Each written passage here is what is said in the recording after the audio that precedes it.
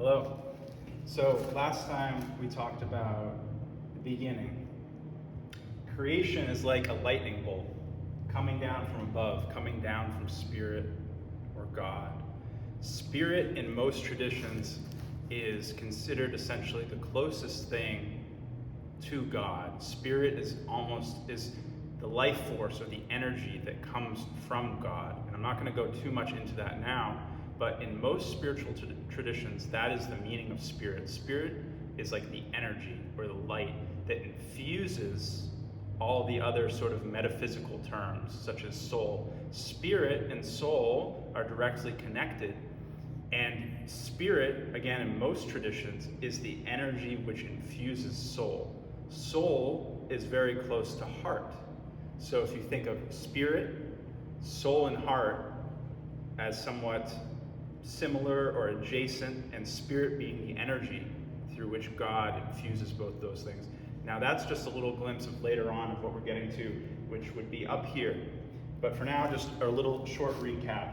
I was talking about ordinary life, or just simply being grounded. The beginning, our foundation. Ordinary life here is a synonym for the fundamentals, the principles, the beginning, and our foundation. What do we build ourselves off of? In development, the body becomes, even before speech or before being able to write. A child, when it's developing, first moves its head around, pushes its body up, rolls itself over, begins to crawl. All this happens before the child even speaks. And so that's all in the beginning, in ordinary life, the fundamentals, and why the body, working with the body, is very important, especially in the beginning phases. Now, I began to talk about contemplation and action, which is the phase of the student. Now, all of these things are happening all the time. We're always students. I personally want to be the student as much as I possibly can. When one starts to get somewhat of this pendulum swing, working properly between contemplation and action, between practice and theory, they are a student. They are a true student, learning how to learn, learning how to educate themselves, not just with a teacher, but just throughout their life, beginning to play with both sides of this spectrum here of theory and practice, is what it means to be a student of life. Not necessarily a student of someone else, although that can be a part of it, but to have self-mastery, to learn oneself, to learn how to be a student of one's own existence.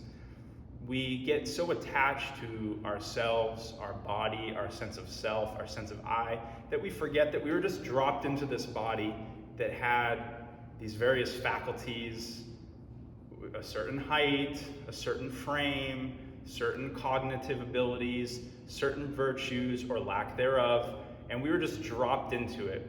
And we're not given any kind of a training manual at all, and then we take total and complete ownership and identify ourselves. We get insulted if someone insults something about us, when really the whole first part of life, we're just learning the driver's manual. And so what I'm sort of showing here is that driver's manual that most of us never read. So, including myself, which is why it's so important for me to both learn it as a student and to teach it. And that's what I'm going to go into here. When you really learn to be a student and develop self-mastery, that is actually when you can begin to play with having other teachers, when you are your own teacher. When you can be your own best teacher, you can actually best learn from other teachers. And what you'll start to hear is there's a lot of use of paradox, a lot of use of spectrum, a lot of use of both sides of the coin. Carl Jung, the psychiatrist from 100 years ago, said, "The tension of opposites creates the emergent third." The tension of opposites creates the emergent third.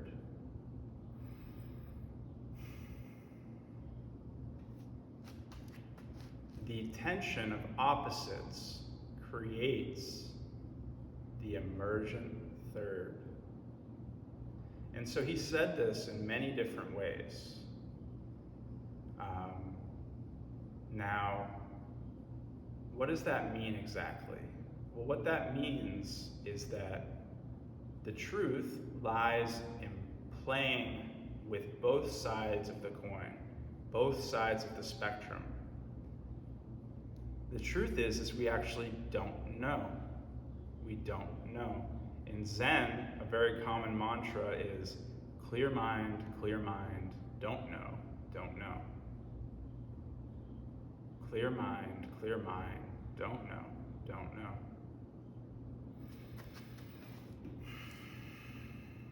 Clear mind, don't know, don't know.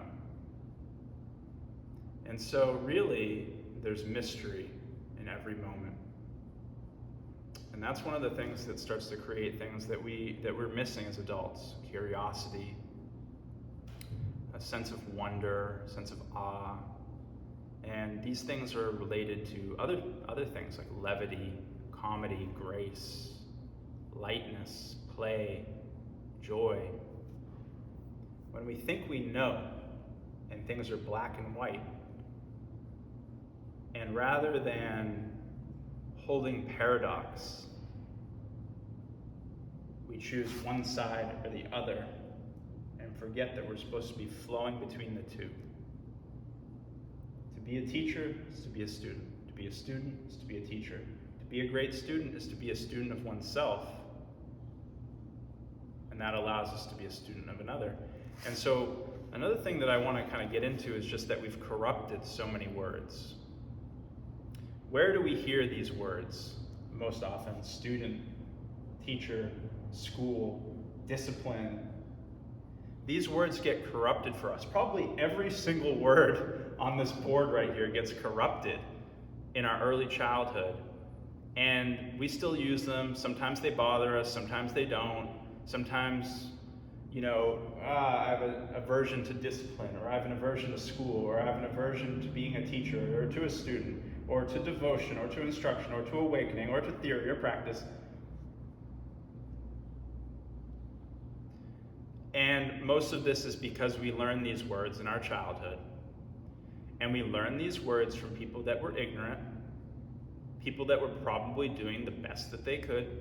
And that's a whole nother side topic, a whole nother rabbit hole. But people that were probably doing the best that they could, the best that they knew how, just getting through the day, whether they were our teachers or our coaches or our family. They were probably just doing the best that they could with what they had. But very few of us, very, very few of us, seek to rectify this issue of these words getting corrupted. And so when we think of student, we think of we were a student in school. The schools that are largely what made us sick taught us a lot of our problems, were started largely around the Industrial Revolution, which had many pros and many cons. Now we're in a new era where I think we need to start to rectify these words. Really, I think that we can all come up with our own definitions for what these words are. For me, I guess I'm just starting with the word student. And to me, immediately integrated in is to be a student of oneself first. To be a student is not to blindly follow anything. When one has true confidence, which is not bravado or macho or outward, it's more like a sense of peace. It's more a calm knowing that one knows oneself, and if someone teaches them something, or if they go to a teacher, they can simply respect the teaching and take what they like and leave what they don't, for example. And so when one can go to a teacher and feel totally comfortable and at peace learning something and letting other things go, then they're a student. And at which point one can devote themselves, because when one has true self-trust and self-respect in this peaceful way that I'm talking about, one can't go all in on anything. You can't go all in on anything when you're full of fear. And when you're afraid to take a teaching or drop another one, etc. You can't go all in. At which point you're a real student of yourself, you can start to devote yourself. You can start to receive deep instruction, and you can start to awaken. At this point, beginning to teach is a part of the process. And at this point, one might want to join a school, be a part of a school.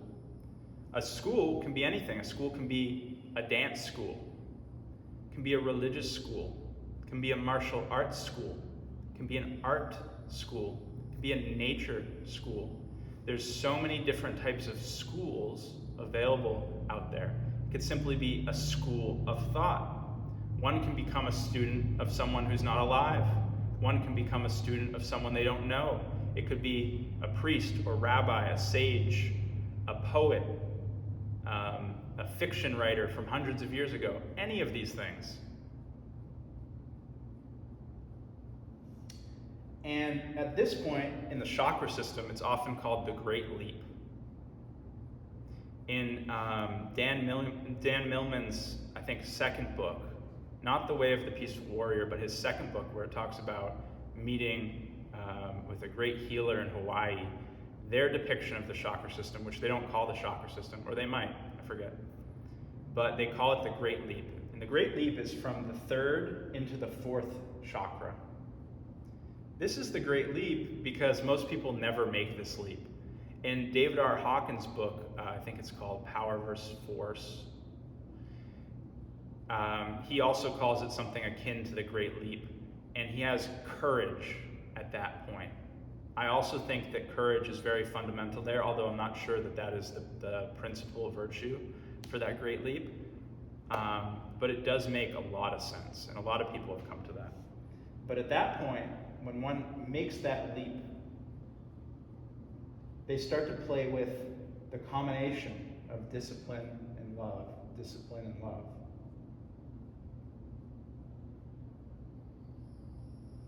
Thank you.